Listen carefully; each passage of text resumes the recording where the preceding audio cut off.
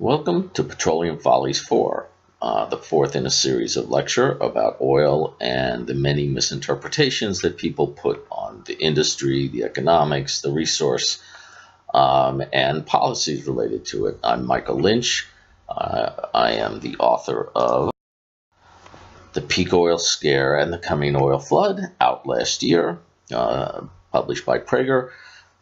Widely quoted by, well, my personal circle of friends, and of course, the only book that delves into peak oil and oil supply forecasting in great detail. Peak oil publishing has become a cottage industry in its own right. I can't even think how many dozens of books have now been written about peak oil, from serious analyses to novelizations of what life would be like after peak oil. I guess rather like Mad Max movies. You'll note none of these authors is a particular expert on the supply of oil or the forecasting of oil, but that has not stopped them from publishing, sometimes repeatedly. People have also published what to do about peak oil. For example, how do you profit from peak oil? How do cities deal with peak oil? Peak oil and wildlife conservation, and even peak oil and prison reform by Michael J. Lynch, no relation. Most famously, of course, Homer Simpson worried about peak oil in an episode about doomsday preppers. Now, many people don't realize there are two particular arguments being made to explain peak oil, and they're overlapping to some degree, but more or less separate and distinct. The initial arguments were that the resource is insufficient for oil production to keep going up. This was based on looking at estimates of the total oil resource or the recoverable resource, and the argument that depletion has been going up and we can't keep offsetting it. This is the Red Queen argument. Many countries are past the peak. It's been said many times. Discoveries are inadequate and so forth. People like Campbell, LaHarere, and DeFeas, the two of them are former oil company geologists. One is a professor of geology, and Professor Alaclet, who is in fact a physicist. These arguments have not been heard as much of late, especially as oil production has continued to rise. Instead, the debate has shifted to the problem of having enough capacity to meet demand. And here the argument is that there's not enough investment occurring to meet future demand. The workforce is aging and you can't train people fast enough to replace them. Resource nationalism will prevent you from producing enough oil. This argument is made more recently, and especially in the U.S. by groups like the Association for the Study of Peak Oil, USA chapter. I will discuss this argument in a later post. Now, this is not new. Some of you may know Andrew Carnegie.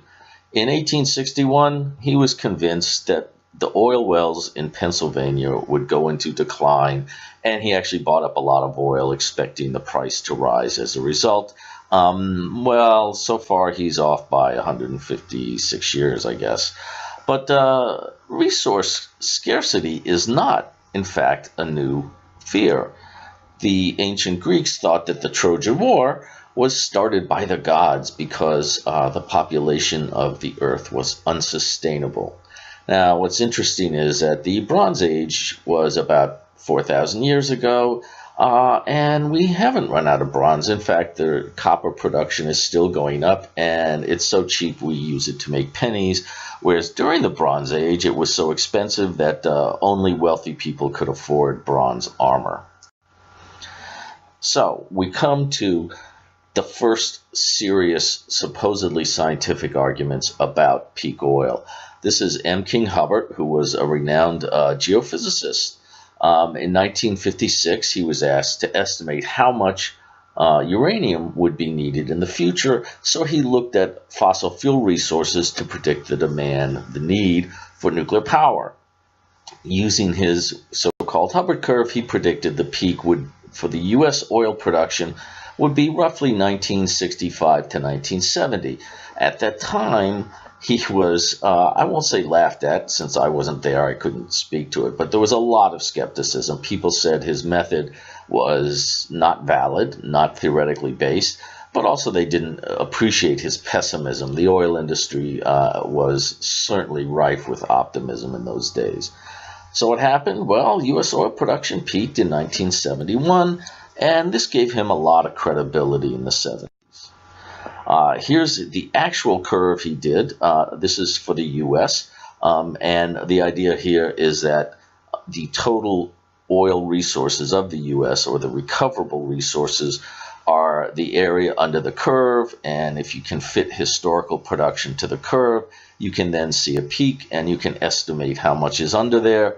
Or if you know roughly how much you think is there, then you can see when half will be produced, and that would be the peak.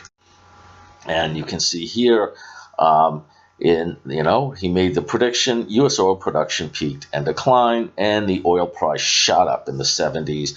And this made many people think, aha, this is a valid theory, and we can rely on this to predict oil supply. Unfortunately, what then happened was OPEC market share collapsed, as did the price in the mid-80s, and a lot of people just lost interest in the so-called energy crisis or oil crisis, as well as the whole idea of resource scarcity, and the topic kind of fell off the radar for many people for a long time.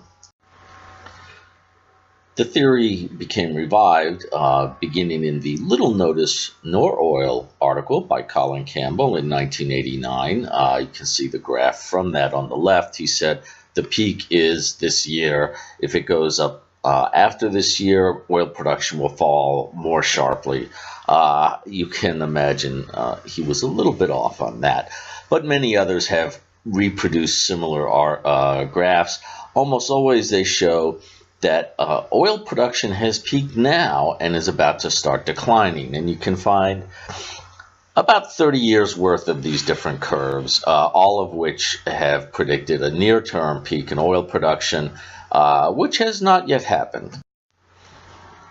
But people didn't really pay attention until 1998 with the article, The End of Cheap Oil in Scientific American, which gave a bit of gravitas to the argument because, it's Scientific American. A lot of people did note that Scientific American had, roughly 1920, made the similar arguments about looming resource scarcity, which did not, in fact, prove out. Now, there were certain things that people considered to be supportive of this argument. One is the gap between discovery and production, and you can see here that you have on the left that production was overtaking discoveries, especially after about 1990, and of course beginning about 2003, 2004, prices started to rise sharply, and this made a lot of people think, aha, this is a valid argument, we do have scarcity. One problem with the discovery argument is that you get different estimates from different people as to how much is discovered, and partly because at different points in time, the estimates of what was discovered in the past change, usually increasing. You will also notice that although the trend tends to be very uneven, lots of dips and peaks, the forecasts are always for decline thereafter. And usually the decline is shown as being much sharper than recent evidence. So these resource claims were made on the basis of supposedly scientific methodologies. Two of them are shown here on the left-hand side from the 1998 Scientific American article. The authors argued that individual wells, shown by the green curves at the bottom, add up to a bell curve for any given region. The thing is that they assert this, but it's simply not true. Most regions do not act as a bell curve. There's all kinds of different shapes depending on a variety of factors for any given nation or region, and individual wells and fields do not follow this particular pattern. They follow a wide variety of patterns, but usually an early peak and then a sharp decline with a long tail. On the right-hand side, we see a Jean Laharère graph, a Middle East oil and gas creaming curve that he did in 2003, and he used that to argue that the ultimate recovery from the Middle East would be about 850 billion barrels, because the green curve at the top goes flat. Now, the thing is that real geologists do use this type of curve, but only for a given basin, such as East Texas or the Western Canadian sedimentary basin. You need to have a lot of points, that is, a lot of discoveries, before you have certainty that the trend will continue, and you need relatively unfettered industry access. So, for example, here in the Middle East, before 1974, you were drilling in Iran, Iraq, Kuwait, Saudi Arabia, and afterwards you had the nationalization of those oil fields, and instead you had, in this area here, you have mostly fields being found in Oman, Syria, and Yemen. So what you're seeing here is not a geological result, but a political result. I would also notice that he gets different answers in 1962, 1970, 1974, and 2002, and he feels that the 2002 is valid, ignoring the fact that previous points that appeared valid turned out not to be so. Econometricians would say that this proves that this method is not robust, that is, it doesn't give you one final answer that you can trust, and that there's omitted variables. Here are some actual production curves for 4 different countries, more or less randomly chosen. You can see the green line here shows what happens when you treat, in 1985, the UK production as being a bell curve. You get a very inaccurate reading of actual behavior. You can see that there's just a variety of curves here. There's a little bit of behavior that looks kind of like a bell curve in some cases for periods, but overall you find that this is not really an adequate modeling tool. In fact, it's really just nothing more than extrapolation of previous trends. Now, the other problem is that the creaming curves only work if you get a fixed number for field size. That is to say, if the fields, the estimates of field size get bigger over time, the result then is that the curve has to be moved up. And you can see that in these 2 cases. The one on the left was produced by IHS, essentially the group that Campbell and Laharère initially relied on for all their field data sizes. And this just shows the U.S. continental growth, U.S. continental shelf, and the estimates made over time. And you can see that the curve moves up, so that if you looked at the early estimates in the mid-70s, you would get one answer. More recent estimates, you would see higher answers. And you see that there's a lot of field growth over time. The right-hand side is from an article by Thomas Albrandt and his colleague, whose name was Colette. I forget the first name, sorry.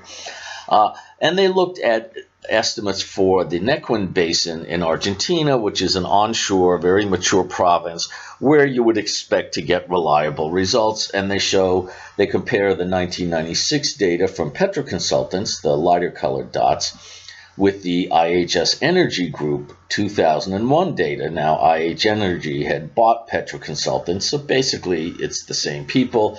And you can see that the older fields have moved up, and you've gone from what looks like a plateau around 2.5 billion barrels to now, in 2001, just 5 years later, you have what looks like a creaming curve heading towards at least 3.5, maybe 4 billion. This just gives you one explanation for why creaming curves have not been reliable. They are much more useful looking at a given basin, but you would not use them for a region like the Middle East or the North Sea. And frankly, the people who rely on these, like Jean Laherrère and Colin Campbell, try to make the argument that this reserve growth, which everybody sees everywhere, that no, it only occurs in the US, and therefore their creaming curves are valid. A second method is so-called Hubbert linearization. This was popularized by Kenneth DeFeus of Princeton. And what you see on the left-hand side is world oil production, and he has used this to make the argument that we're nearing the peak. In fact, he predicted the peak would be 2005. This represents the left-hand scale is current discoveries, annual production divided by total historical production. So in 1900, you're talking about all the oil produced between 1859 and 1900 divided into this year's production. So the number you wind up with is about 8%, and you can see it gets more regular and declines more slowly, declines over time, especially after the early 70s. Now, the biggest problem with this is that first, what the curve shows really is that demand growth slowed. That's why production growth slowed in the 1970s. It was not a geological question. But also, this is what we call a mathematical artifact. It's like one of those little games where you say, oh, take 3, add 7, divide by 2, and so forth. And you always get the same answer. If you take annual production and you divide it by total historical production, then the further out you go, the smaller the number will get. And you can see on the right-hand scale, I've used just U.S. population from 1900, and you get the same kind of curve, and it looks like we're running out of population, that the growth is going to peak and go down, and there is, in fact, no evidence of that. You could do the same using data for Twinkies or Volkswagen production, whatever. What's always going to happen is that this year's production divided by total historical production, every year the number will get smaller unless you have very rapid growth. Now, the track record. This is something that people tend to ignore. A lot of the people who publish on peak oil, like Robert Hirsch, will, for example, cite the last forecast by Colin Campbell, and not realizing that he has made quite a number. And I've listed these on the left-hand side, the different dates and different amounts of production. All of these have been surpassed. The pretense that, oh, some of the oil being produced now is not conventional is kind of just a dodge. It's a way of distracting from the actual data. It doesn't really matter if oil is conventional or unconventional. It goes into a refinery and produces products that we all use. The right-hand side is from the Robert Hirsch report. The National Energy Technology Laboratory paid him and his colleagues to produce this, and he lists a bunch of supposed predictions of peak. You'll notice he doesn't have the early Campbell predictions. He shows Simmons as saying 2007 to 2009. Simmons later said 2005 was the peak, and so forth. And you can notice that most of these have already been passed, and there's no peak. We're not even close to a peak. In fact, OPEC is shutting it down production even as we speak. A couple more examples. On the left-hand side, you can see a forecast from a number of groups in the early 90s, late 80s, including myself. And you can see that essentially where most people saw that non-OPEC, non-FSU oil production would be relatively flat over the next 10 to 15 years, Colin Campbell predicted a very sharp decline and was the most pessimistic and had the biggest error. The right-hand side shows Russian oil production, not FSU, but just Russian. And the arrows indicate points at which Colin Campbell or Jean Laherrère said a peak had been reached. In fact, Laherrère repeatedly argued that production could not go higher as it went up and up and up. One of my favorite examples comes from Saudi Arabia, where Matt Simmons in 2004-2005 gave a number of talks and published a book which sold very well and impressed a lot of people, arguing that Saudi Arabia was on the verge of production collapse and this would be terrible for the world economy. If you read the book, you find that he essentially says that there seem to be problems in the oil fields. He's generally not very specific, nor does he explain how they're any different from past problems or situations in other oil-producing countries. His argument is that, well, the petroleum engineers who wrote the papers he's relying on didn't realize the meaning of their papers, whereas as a banker, he had the broader overview and recognized that we were close to the end of Saudi's oil dominance. The right-hand side is a sticker that I found online. I even bought a few. Ghawar is dying, referring to the supergiant oil field in Saudi Arabia. Of course, if you read the original webpage, it said, "What if Ghawar dies?" Since then, a lot of people have turned that into Ghawar is dying. Well, Saudi production is still going strong. You can see that it's up about 1.5 million barrels a day since the supposed collapse was imminent. In fact, you often find that peak oil advocates will look at short-term reductions and insist that this is not due to market weakness or any other cause, but rather due to technical problems, geological problems that are preventing the Saudis from going up any higher. In fact, over a decade ago, Ken DeFeus noted the Saudis said they had no more spare capacity and couldn't increase production, and he equated that with Texas saying the same back in 1970, ignoring the fact that Texas did not have the option of raising capacity, whereas the Saudis were simply referring to the fact that at that particular point they could not raise production.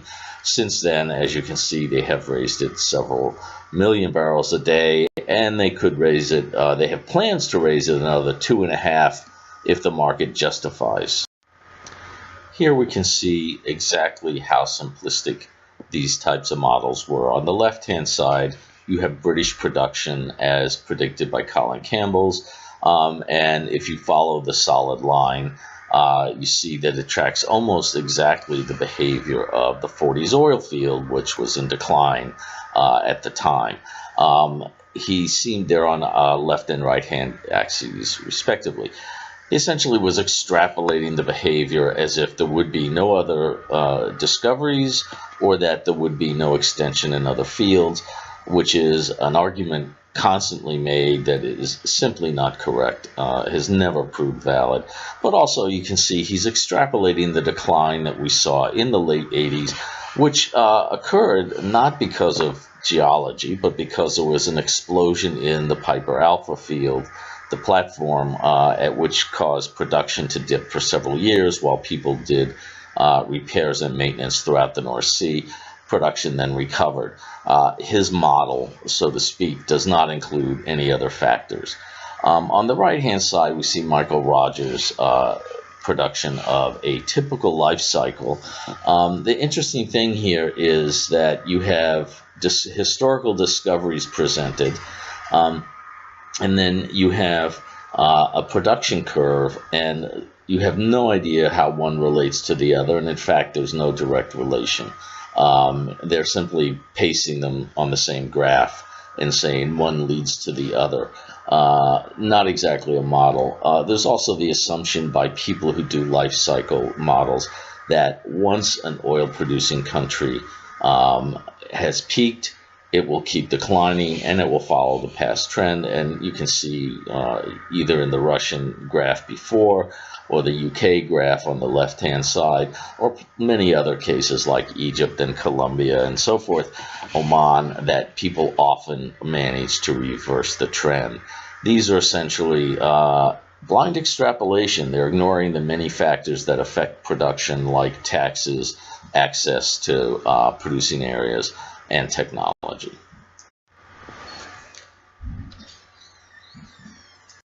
And as I mentioned before, the creaming curves do not work when you ignore effects like lack of access to an area, shift of drilling from large producers to small producers, as I mentioned, we saw after 1974.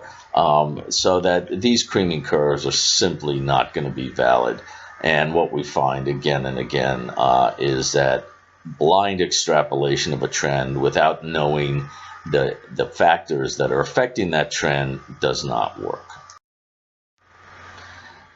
The other thing that's amazing is that Jean Laharère often produces curves showing cumulative discoveries and cumulative production, and the curves will look rather like the curve on the left. And that's because when you accumulate data, you don't see much detail. You usually get something like a straight line or an S-curve, and it's not useful if people simply do not examine cumulative data. The right-hand side shows annual data for the British North Sea, and you can see that the left-hand side does not give you any information about what's happening on the right-hand side. This is the kind of mistake that you would not expect a freshman to make in Statistics 101, but Jean Laharère and many of his followers seem to think that he's found some sort of magic formula to relate discoveries to production. So in conclusion, we find that there's no there, that the concerns about geological scarcity are just a phantom, based on bad methods used by geologists who are not familiar with statistical analysis. The Hubbert curve is meaningless. You can find it in many places because a lot of things, data patterns, follow Hubbert curves or S-curves or straight lines and so forth. The creaming curves are in fact used by geologists but have been misapplied by peak oil theorists, for the simple reason that they ignore the fact that you cannot rely on them for multiple basins simultaneously, such as the entire Middle East, and you have to be aware of other factors that affect discovery size.